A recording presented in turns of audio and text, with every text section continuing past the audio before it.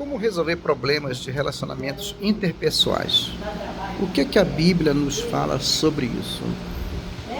Bom, Jesus, ele falando para os seus discípulos, ensinando eles com relação a relacionamentos interpessoais, ele diz: quando o teu irmão pecar contra ti, vai e repreende somente entre ti e ele, né? Mas qual seria o princípio desse repreender? Bom, a base primordial, a base principal dessa restauração de relacionamento interpessoal é o perdão. Se você sofreu a ofensa, você foi o ofendido, a Bíblia nos manda, nos orienta a exercitar o perdão nos nossos corações. Porque o perdão é um dos atributos inerentes a Deus e que Ele o transmite ou transfere para os seus filhos. A Bíblia diz que os filhos, eles herdam geneticamente as características do pai. E se nós somos nascidos de novo, nós herdamos então espiritualmente as características do nosso Pai Celestial.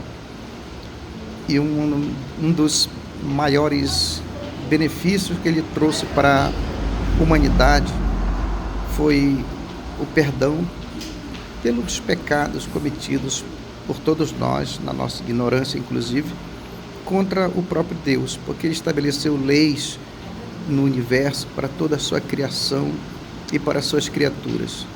Mas o homem pecou, desobedeceu a Deus e feriu gravemente a lei que Deus criara. E a única maneira que o homem poderia então receber de volta a comunhão com Deus, a restauração da sua vida espiritual, seria através do perdão. E como foi exercido esse perdão por Deus para com o ser humano? Ele entregou seu filho para morrer pelos pecadores, porque a justiça de Deus exigia um sacrifício perfeito.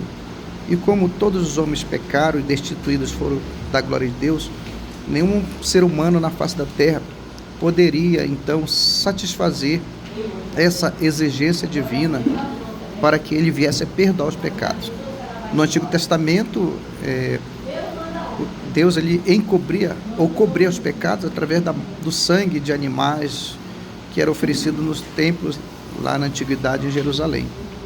Mas isso não satisfez a exigência divina que exigia justiça, porque o que a lei dizia? A alma que pecar, essa morrerá. Então exigia a morte do pecador. Mas para que Deus ele pudesse trazer vida, ele teria que ter o sacrifício perfeito, o sangue perfeito, não de animais. Então ele envia Jesus para morrer pelos pecadores, sem pecado, sem mácula, sem mancha, sem contaminação e sem corrupção.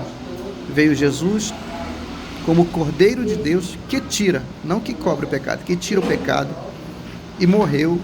E o seu sangue que foi vertido é a nova aliança de Deus com os homens. Então todos aqueles que vão a Jesus, eles recebem o perdão dos seus pecados. Então eles têm agora uma nova aliança com Deus que os perdoou e apagou de uma vez por todos os seus pecados. Então se nós que viemos dessa nova aliança, nós recebemos a ofensa, nós temos que ser como o nosso Pai. Nós temos que fazer gerar nos nossos corações o perdão que nós recebemos da parte de Deus. Assim como Ele nos perdoou, nós devemos perdoar também aqueles que nos ofenderam. E Jesus deu este exemplo na oração do Pai Nosso. Pai, perdoa-me assim como eu também perdoo os meus devedores, os meus ofensores, aqueles que me magoaram. Então, a base de um bom relacionamento interpessoal começa com o perdão. Seja na família, seja entre os casais, seja entre pais e filhos, perdoe. Um certo ministrante dizia que o perdão é você pegar aquela folha toda rabiscada,